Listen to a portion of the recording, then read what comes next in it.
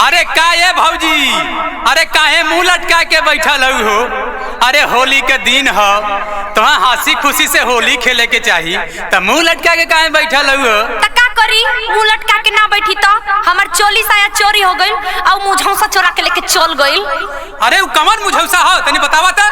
अरे वो है वीरेंद्र चौहान निरहू जे अपने आप के बड़का हीरो बनेलन। अच्छा वो है। हाँ वो है हमन। तनी चलो तो हमरा संगे प्रधान जी के यहाँ। चल चल चल तो आज हम बताऊ। चलो चलो। वीरेंद्र निरहुआ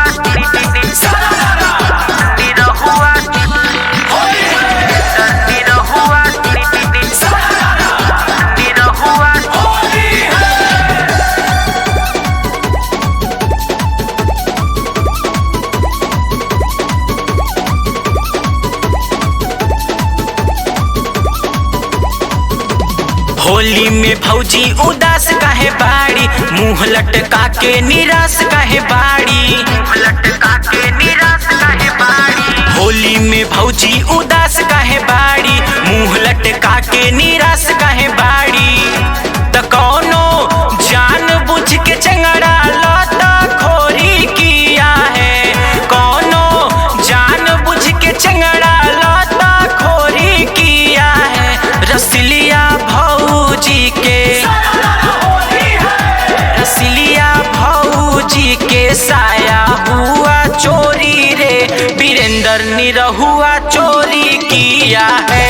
चोली साया सब हो गया चोरी रे, वीरेंद्र निरहुआ चोरी किया है। देख भौजी, आप तो के परेशान ना होए के हो, ये प्रधान जी हम ना अभी सब फैसला कर के छोड़ी है। हाँ अब प्रधान जी रउआ फैसला करी। अरे रुको जरा, बात तो समझने दो। देखा प्रधान जी तब नीमन फैसला कर दिया। तुमको किस पर शक है?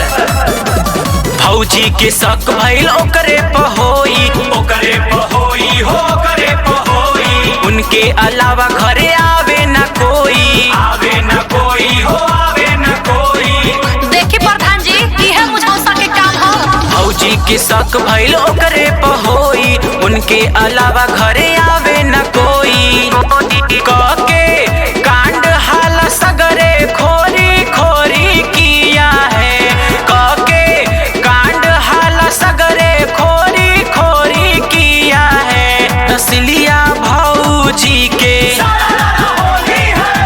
रसलिया भौजी के साया हुआ चोरी रे, वीरेंद्र निरहुआ चोरी किया है।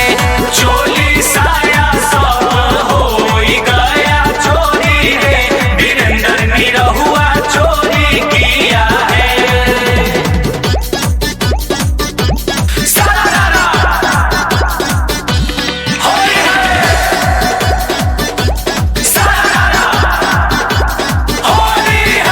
अरे चुप रहा लोग हो, यहाँ हम परेशान ही तो लोग के होली चढ़ा। ले आकर चोरी साया खोज के देख कहाँ। ये प्रधान जी ये चढ़ाइले ही होंगे। नइखे बुझात अब भौजी का करस, भौजी का करस हो, भौजी का करस। साया के चोर कैसे धूका पथरस, धूका पथरस हो, धूका पथरस। अरे प्रधान जी चोली साया के कसम हम डाले नहीं हो। नइखे बुझात अब भौजी का करस, साया के चोर कैसे धूका पे धरस। त अमन होली में उघार उनकर ढोढ़ी किया है, त अमन होली में उघार उनकर ढोढ़ी किया है। रसलिया भौजी के, रसलिया भौजी के साया हुआ चोरी रे, वीरेंद्र निरहुआ चोरी किया है। चोली अरे प्रधान जी ये ऐसा ना मानी हो। मारा सारे मार मत करा है, दूर छोड़ा छोड़ा के।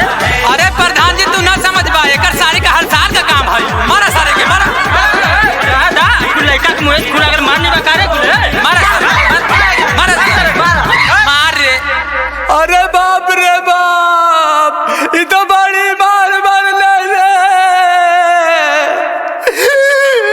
लेकिन हम कहत हई ये हो रसलिया भौजी का चोली और सबको हैप्पी होली।